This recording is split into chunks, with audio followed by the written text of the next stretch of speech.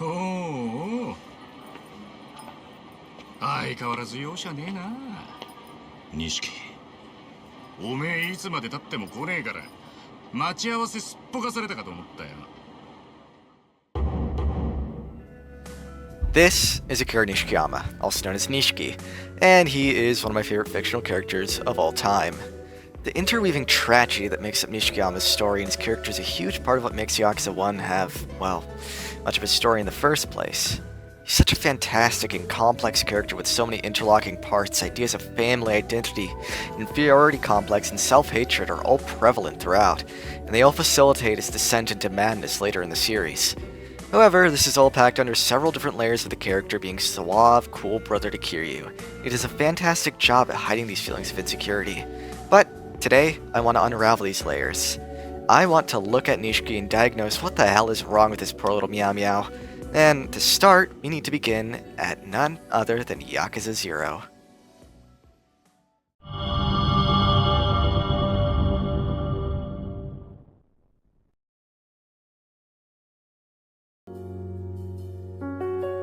Most people outside of the series proper only know Nishiki for one of two things.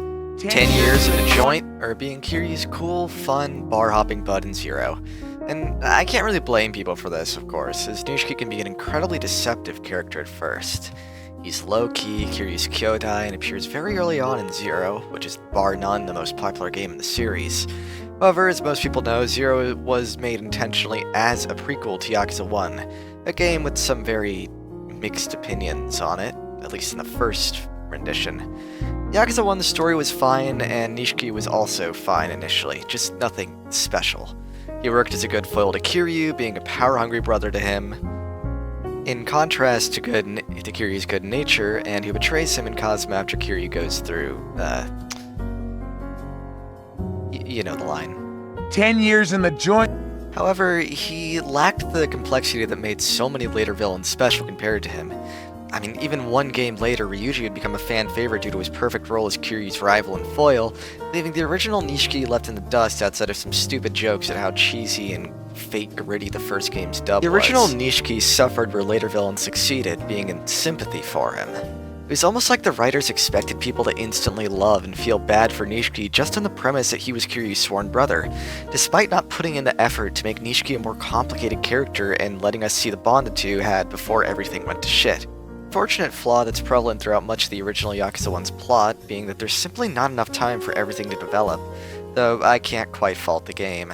After all, it's likely that the developers thought this would be their only shot at the series, hence why so many major characters such as Kazuma and Shimano ended up dying. 着いたぞ。ここだ。 And this is where Yakuza 0 comes into play. Naturally, as a prequel, it's almost required to give more depth to characters who lacked some, and Nishiki is a prime example of that. Yakuza 0 goes to great lengths to humanize Kiryu and Nishiki's bond, and it does show him some really great scenes, like the current B-roll of Nishiki taking him clothes shopping. The two banter, they fight together, they riff at each other. It's so interesting, and this is a borrowed observation from Tessniker's fantastic video on Yakuza 0, but Nishiki is the only person that can make Kiryu engage in small talk, and that just goes to say a lot due to how stoic and quiet Kiryu typically is. The two banter, they fight together, they save each other's necks time and time again, and there's a real sense of camaraderie in every scene they share. Nishiki goes from a bland baddie simply wanting and grasping at power to surpass his brother to the very deuteragonist of the entirety of Kiryu's story. Unless we count Tachibana, but I'll save him for his own video. Still, Nishiki does show cracks, even in Yakuza 0. While he starts off as the biggest bro imaginable, going out for a night in the town with Kiryu and having that iconic karaoke scene, which does double work in being fun and establishing their bond again. As the story goes on, we see how much more unstable Nishiki becomes. It starts off small, he throws a panic at the murder mystery that kicks off the plot, and later he has no hope in Kiryu ever making it back from his raid on Dojima HQ. And you're probably saying, well, why would you? And that's fair. However, this still shows a more pessimistic side to his character, which comes into the fore later on. And if you've played Yakuza Kiwami, you probably know where this is going. Shit, if you played Zero, you know where this is going.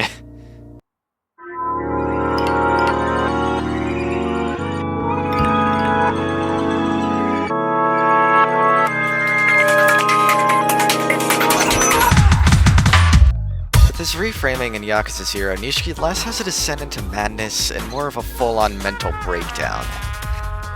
As Yakuza 0 goes on, he's forced to make more and more hard decisions, and he watches his beautiful idiot brother fighting against a force he sees as utterly insurmountable. And he just wants to help. He feels the need to help, but he can't.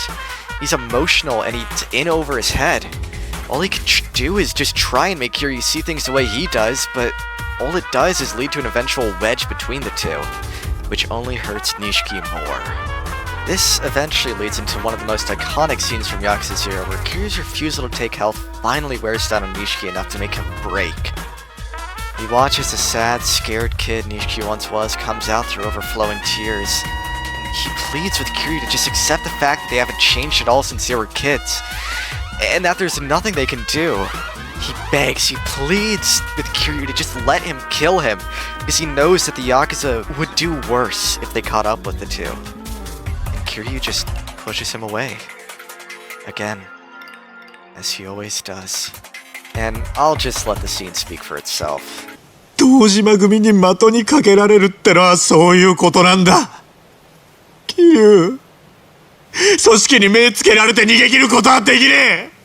極道には時効もねえ。お前も分かってるはずだ。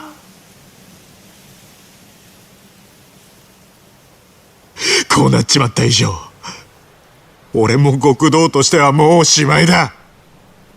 風間のおやつさんもな。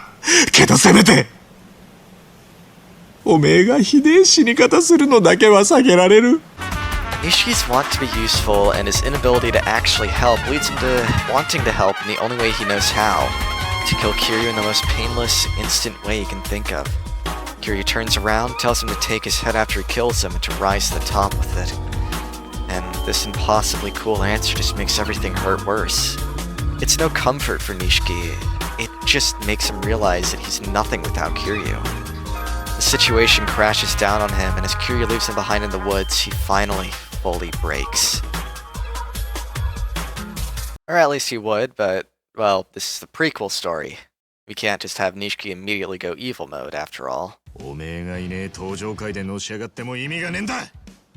おめえがいくら言ったとこで俺との縁は切らしゃしねえ。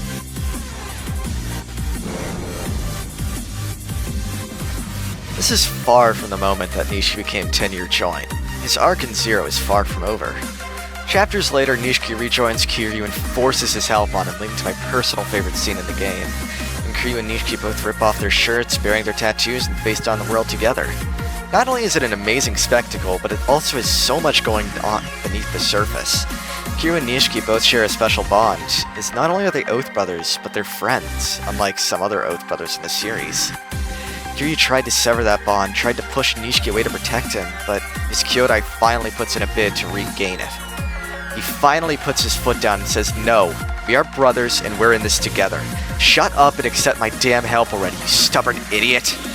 And when he's with Kiryu, as Nishiki realizes, he feels like everything is going to be okay, that he's going to be okay.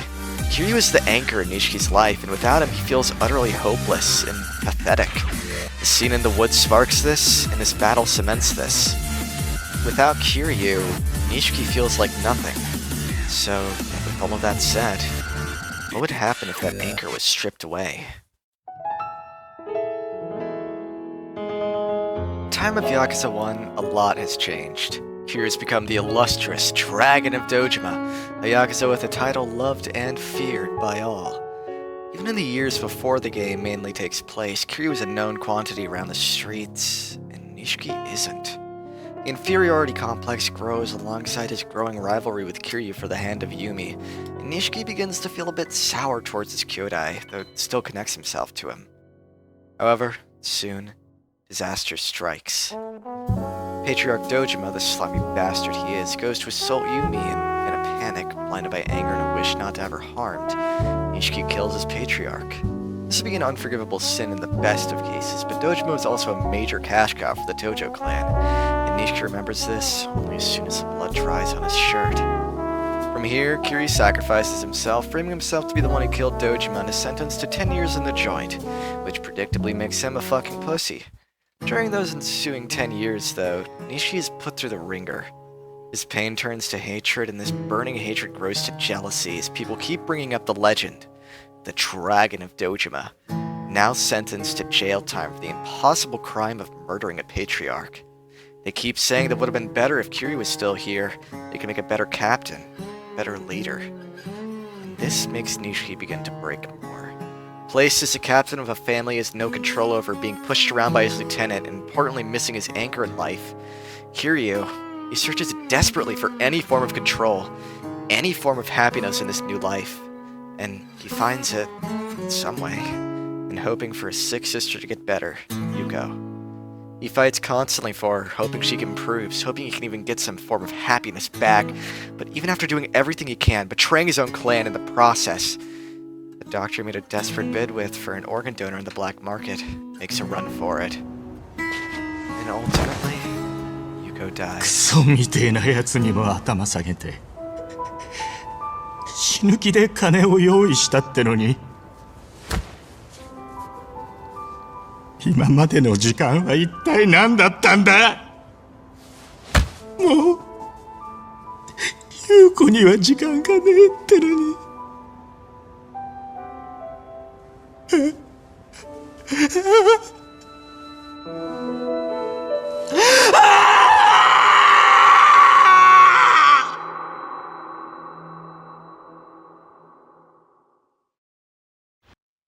And this, in my eyes, is the final straw that broke Nishiki's back. At this point, the Koi man had had enough. He'd lost everything. His sister, his brother, his hope, his family, and now all he wanted is to take his own life. He sits, face stained with tears of regret. And then, Matsuhige walks in.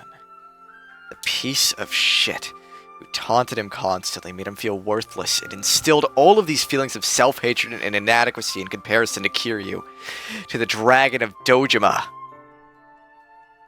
And you know what he does?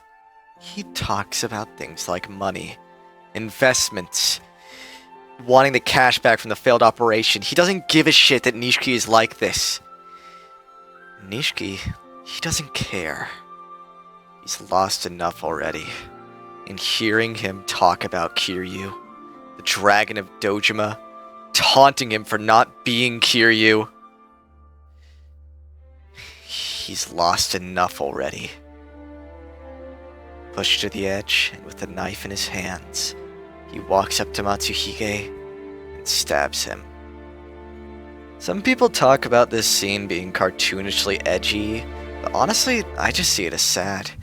Nishiki being pushed to the edge, prepared to take his own life when someone who instilled all of this rage within him walks in, taunting him for not being as good as Kiryu.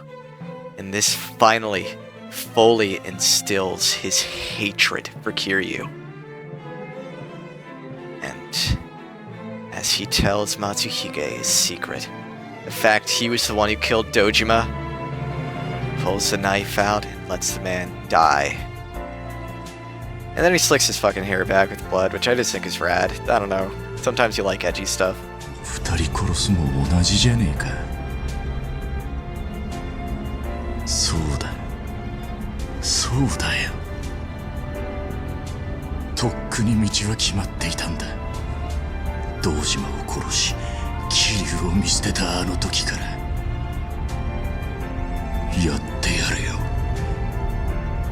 俺は必ずてっぺんに立ってやる。そのためなら何人だろうがぶっ殺してやる。This ultimately instills Nishiki's descent. He was so broken by the world that he decides to take control of his life through the same way some depressed people attempt to, albeit with a different target, harming others to gain his own sense of control and purpose. The idea of killing one man or 100 to Nishiki isn't exactly what he means with that quote.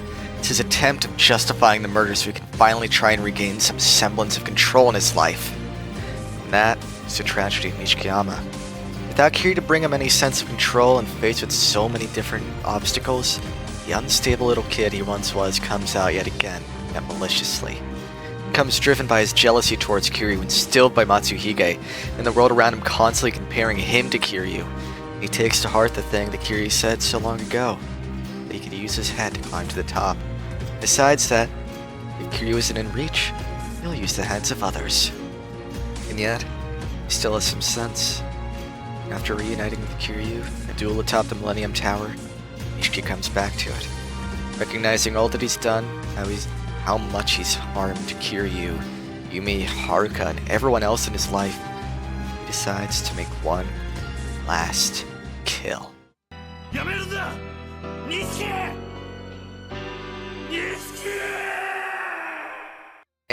And that ultimately is what makes Nishikiyama one of my favorite fictional characters of all time.